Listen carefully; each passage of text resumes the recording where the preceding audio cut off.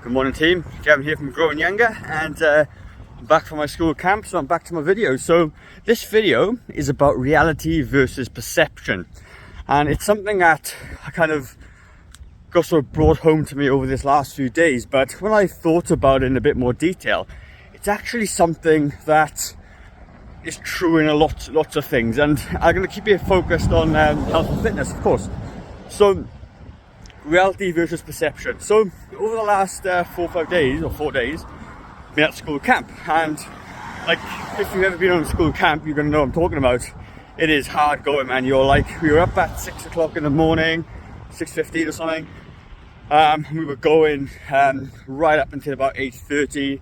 The teachers and parents have a meeting about 9:15. So you're basically on the go, on your feet all day long, okay, which is a long day. And in that day, we're doing, activities, and we're serving meals, and we're just generally looking after a couple of hundred kids, okay? So what was interesting was, because obviously I'm interested in how many calories I move, and I use my my Galaxy watch to kind of track this stuff. And because I already know what I normally do, I really believed that over this last 4 days, I was going to be burning in excess of, 500-600 calories a day more than I normally do. So what was true though, I did more steps. I did about 5,000 or 6,000 more steps on average, than I normally do. But what was also interesting is I burnt less calories than I normally do, okay? And the reason, I've thought about this as well. I thought the reason being as well is that I'm on my feet all day long, right, for more than 12 hours a day. But to burn calories, you've got to move. It's like standing doesn't burn as many calories as walking. And we kind of like, oh, I know that. And the steps I was doing, they weren't purposeful steps. They were just moving. It was just little steps here, walk up the thing and back and all that stuff, right? So it wasn't really strenuous steps. But my perception was I was going to burn way more calories than I did. And also, I was a little bit sore. Like by the end of the week, I was a bit sore. So my soreness, led me into a false sense of security, thinking I've burnt way more calories off than I had. But it wasn't true at all.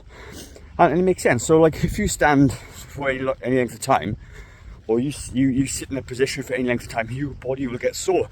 Sitting on an airplane, sitting on a long drive, standing up all the time, you get sore knees and ankles and achy backs and stuff like that. But that stuff isn't burning calories, it's just standing, okay? So when you tie this across then to like exercise and everything else in general, so I get a lot of people say to me, I do 10,000 steps a day. And although that's fantastic, it is, but a lot of that time, those 10,000 steps are not burning as many calories as you think. Another example would be, I've been to the gym today, therefore I can have that piece of cheesecake at the end. Well, the reality of it is, if you go to the gym, you're only going to probably burn off 300 calories, okay, for that workout. But that donut or cheesecake is probably like 500 or 600 calories. But because you've put a lot of effort into the activity, your perception is it burned off a lot of calories. But the reality is very different. It is not the case. So it's the same with all sorts of things, you just because you feel like it was this way doesn't mean it isn't. And a lot of times as well, we'll see the people's perception of things as well. Oh, well, I worked out a lot this week. And it could be they've done 3 workouts this week, which are quite hard, and they felt a bit sore. And the perception is, I've worked out really hard this week.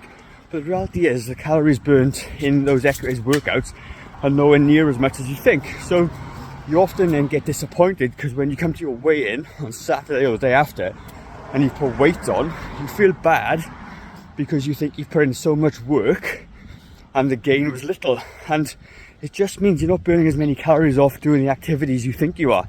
And what I urge you to do is, if you've got a Fitbit tracker, just pay a little bit of attention to it. Like I did. And like 3 or 4 days, I burnt less calories than I normally do. And I did 6,000 more steps a day. Well, it goes to show that I can normally on my day-to-day, I'll do a walk and I'll do a gym session, and I'll burn off more calories from those two purposeful activities than I will any other time. And for the rest of the day, I'm sitting down, not doing an awful lot. So when I get you guys to like track numbers and all those things, I do it for a reason, because numbers don't really lie. And yes, it takes a little bit of effort and a bit of work, but ultimately it'll give you the data you need to make some really cool changes in your health and fitness. So my really what it boils down to, and the last part and bit of advice I give you, is that if you use a fitness tracker, okay, let's reiterate that point, just check what you do on a daily basis, check your output, okay? Don't worry about, I've burned 2,000 calories today, it doesn't matter too much, okay? Just check the output. So if you burn on average 2,000 calories a day, that is your output for the day. And then when you do hard activities or things you feel are hard, compare it. And that's a good way to understand it. So use your fitness tracker, reality versus perception. Just because it feels like you did lots of work or you felt like this doesn't actually mean the reality is true. So perception versus reality. Hopefully that makes a bit of sense. I will see you in the next video. Take care, team. Bye bye.